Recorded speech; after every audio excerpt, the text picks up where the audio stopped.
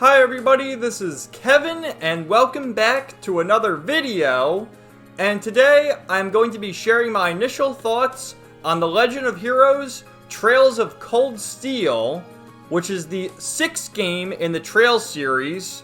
And I just recently finished the 5th game, Trails to Azure, around 2 weeks ago.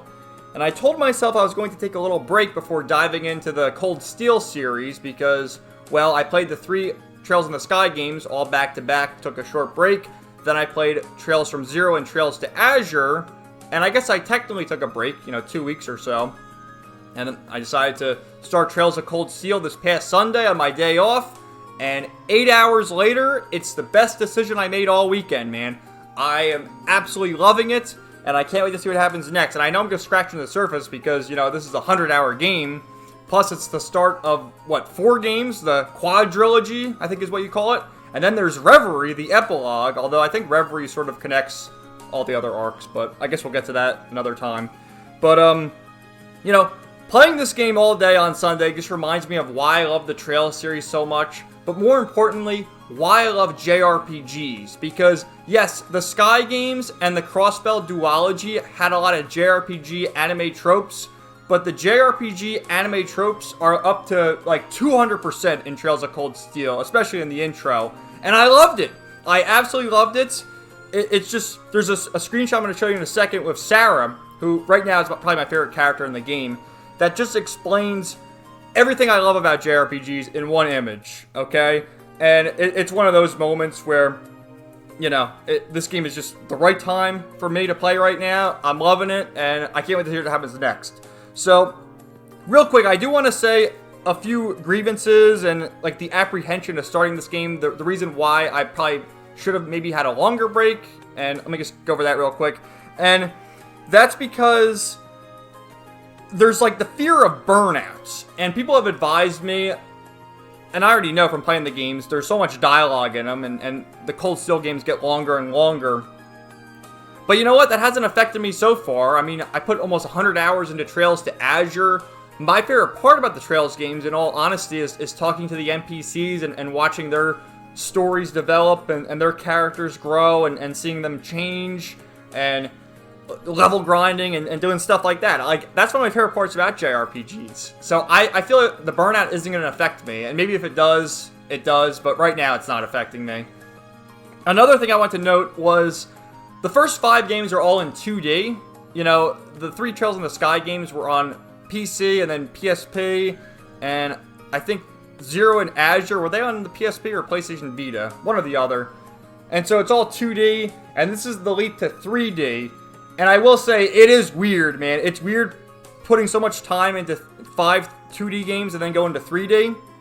Especially because this is an early PlayStation 3 and PlayStation Vita game, although I am playing the PS4 version, so I think the graphics do look a little better, and they've added more voice acting lines, I think additional cutscenes, quality of life improvements, so I am playing the superior version on the PS4. Maybe the PC version is better too, but I'm playing on PS4.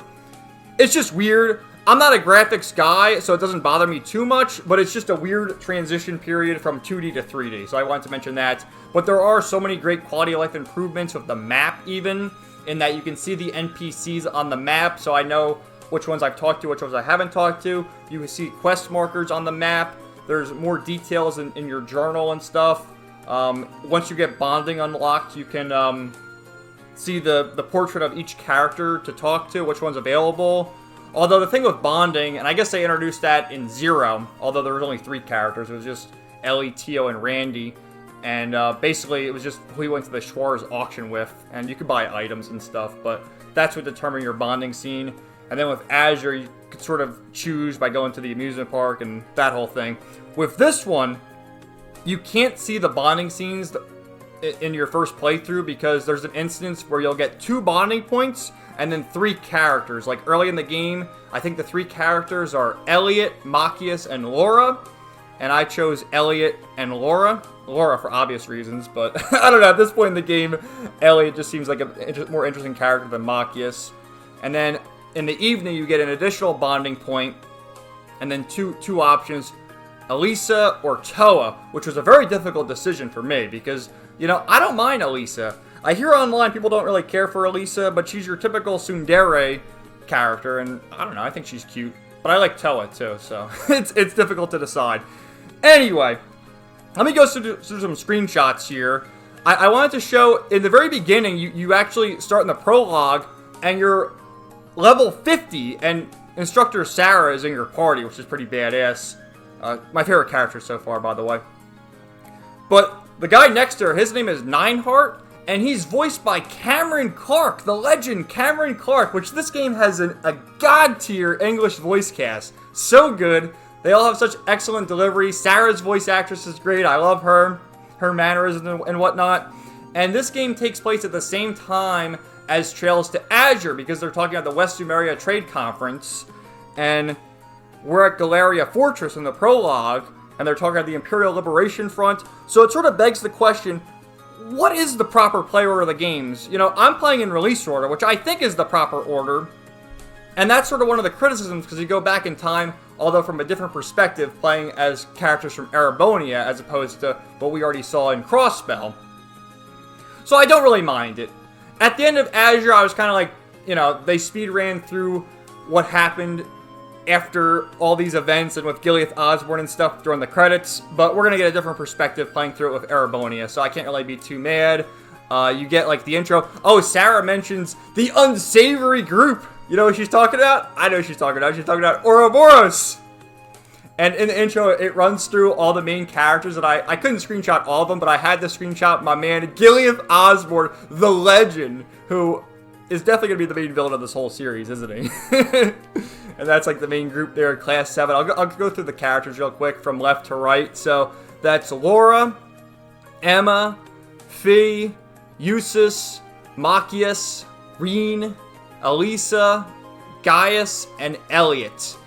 And so far, really the only characters I've gotten to know so far are Reen, Gaius, Elliot, Elisa, and Laura. Haven't really seen too much with Emma or Fee. People seem to really like Fee from what I've heard online.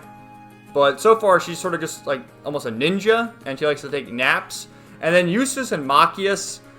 You know, Eustace is the noble, son of Duke Alberea, and Machias is a commoner. So they're at odds. Although I feel like with that trope, they're going to become best friends in the end, aren't they? Anyway. So it starts here. Bump into Tsundere, Elisa, which, how can you not like Elisa? People really don't like Elisa? I like Elisa. Meet some characters. It shows these guys. I do know this is Crow. His name's Crow. And these are second years. I think this chick, her name is Angelica? I think that's her name. But then the little girl is Toa, and then George. Toa's the class president. George is working on the ordnance. So that's cool. You meet Sarah. Here's where Fee runs off of her ninja abilities. And right away, which this is anime trope at the wazoo, and I love it for that. But Reen, trying to be the chivalrous knight, tries to catch Elisa from the trap door. And she falls titties in his face. Hands where I can see him. And Elisa gets all mad and doesn't want to talk to Reed for a while, when in all actuality, this was their love at first sight moment. And I like it. I do like it. I know it's corny, it's cheesy. I fucking like it. That's why I like JRPGs.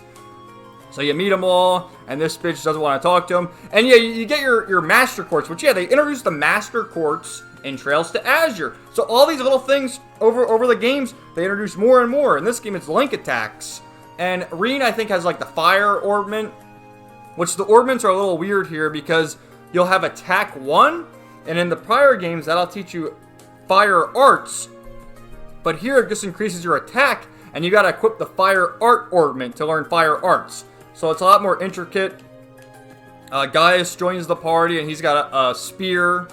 And then Elliot's like your healer. He has an orbital staff, so he's like Teotot.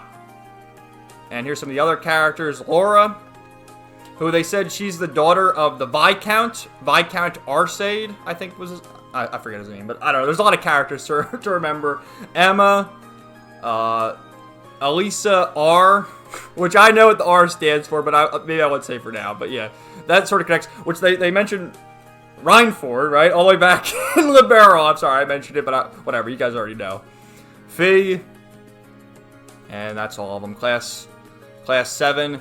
And then we meet the lovely instructor Sarah, which this image right here, this image is why I love JRPGs in a nutshell. So first and foremost, we have the beautiful Sarah, who she's hot as hell. I love her. She's my favorite character so far.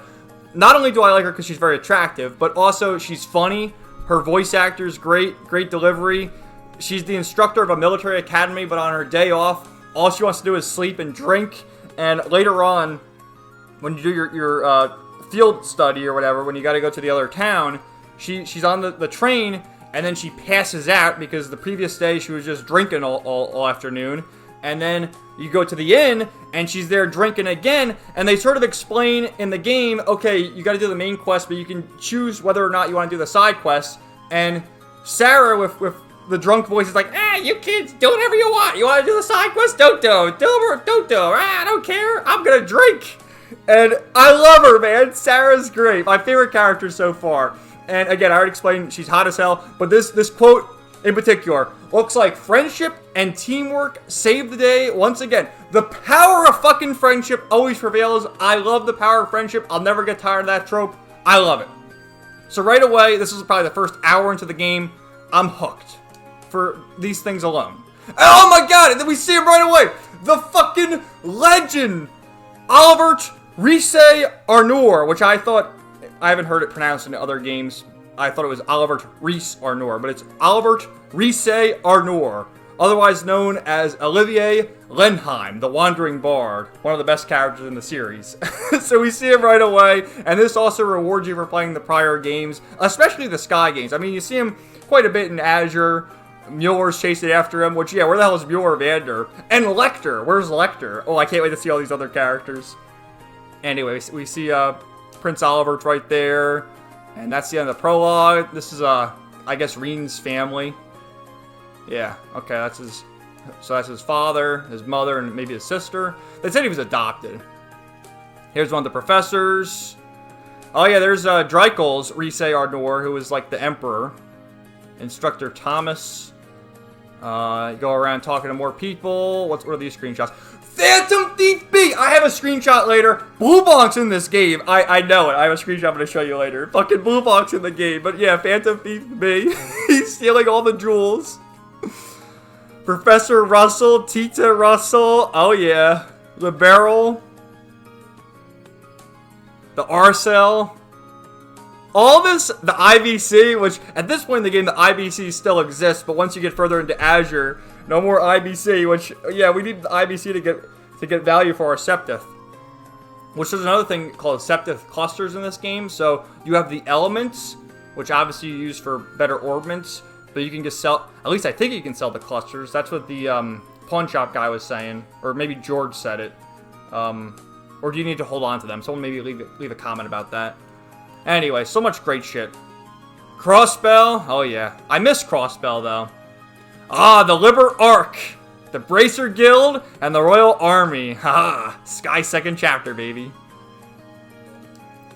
So, yeah. You meet Crow, which I know this guy's Crow, but he hasn't said his name to Reen yet. And he does the trick with the coin. Right? And then you meet Toa, which Toa's great. Her voice actor... Megan Taylor Harvey, she does a great job. She's cute. I like Toa. Probably one of my second favorite character behind Sarah so far. Toa Herschel. Right? I just played Nayuta. Who is Nayuta Herschel? Is he Toa's grandfather? Is that true? Right, so here's chapter 1. I'm still in chapter 1, by the way. Unconventional Studies. This is, yeah, check it out, my waifu, Elisa. I can't let my guard down for a second, can I? Leave me alone. And Sarah's gonna be drinking on her day off. Yeah, she's drinking all night. Oh, this is great too. So the NPCs, man. I played the Trails game, so I know you gotta talk to every NPC. Talk to this chick at the store. Hi, can you do me a favor? I'm having some underwear trouble.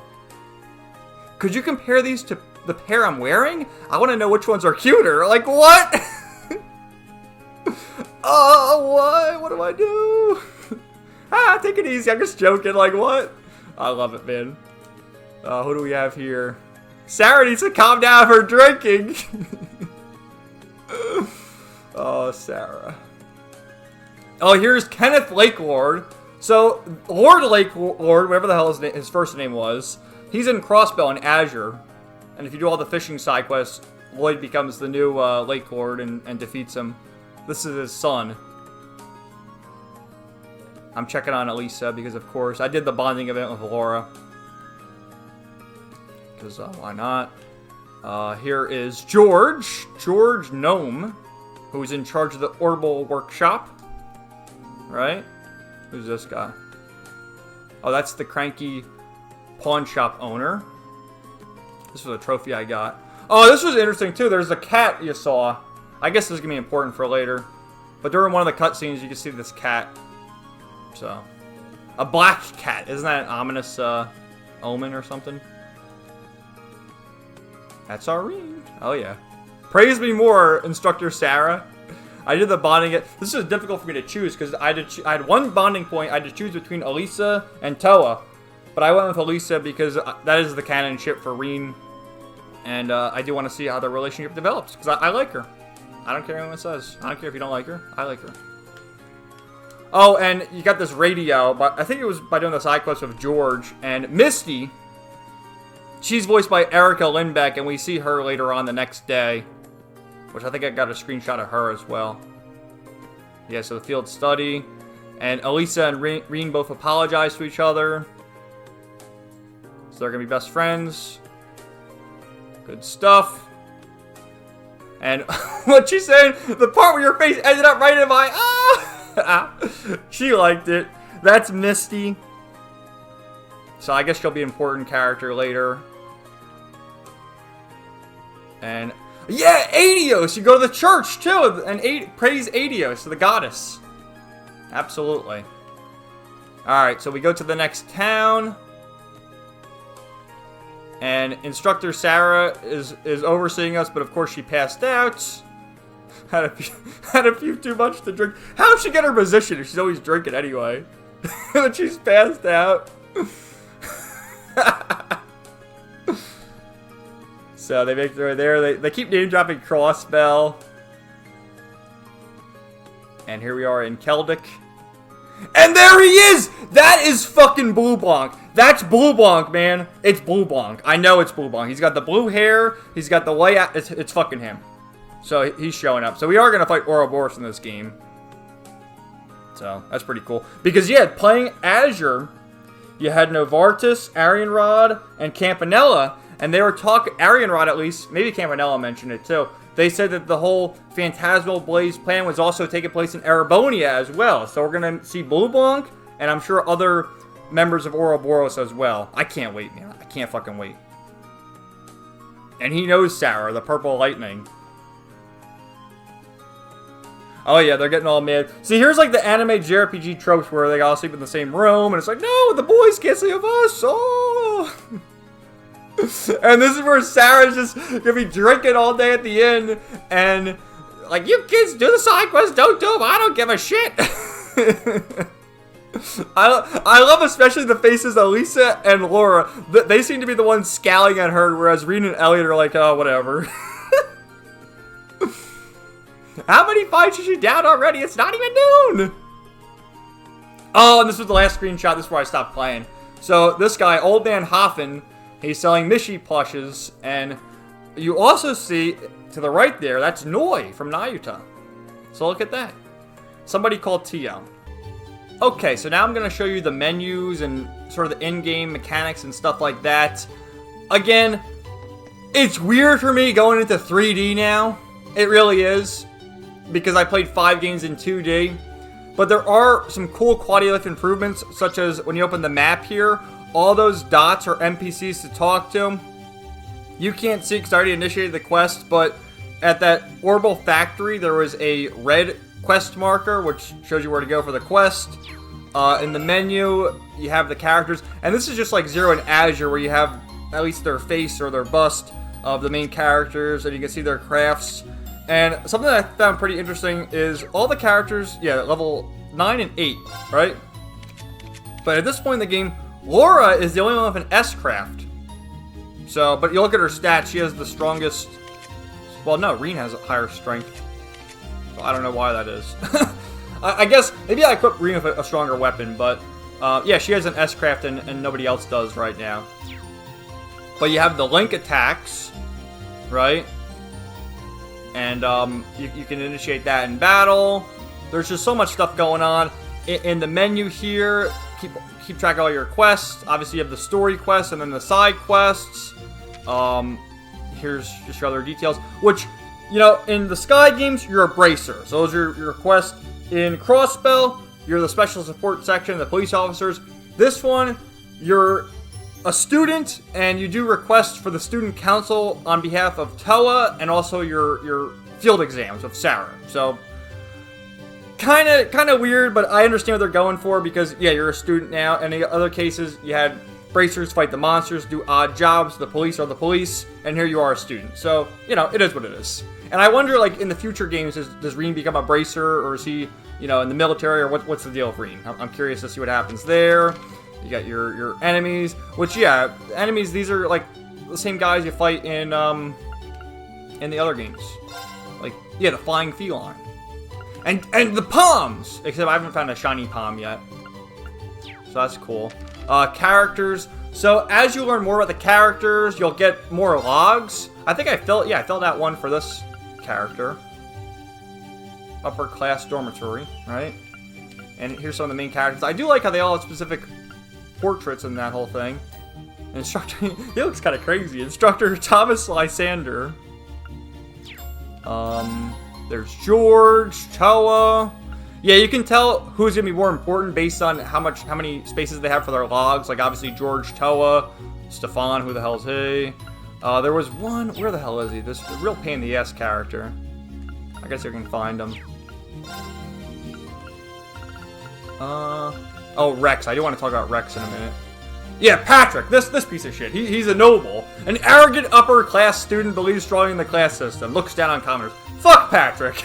Even Eustace doesn't like Patrick, and he's a noble. He's the son of Duke Alberea. But where was he? Rex.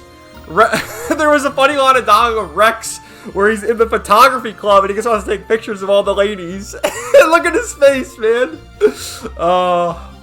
Little stuff like that. The recipes, except now, I don't know what, I guess you have the regular one. In Zero and Azure, you had the Supreme and Peculiar dishes. And I guess you have that there, but there's 4 options. So what's the 4th option? Anyway, you get that. Fishing. I did my fishing. Books. At Carnelia, you get these in the Sky games. You find these books, and you can find them again. And then the newspaper. Okay, let's just play this, because this is great. You can get a taste of some of the voice actors, too, with Laura.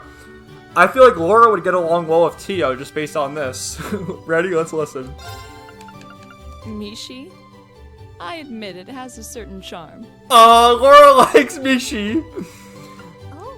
The lace at that stall has a really pretty design. True. This scenery is surprisingly relaxing.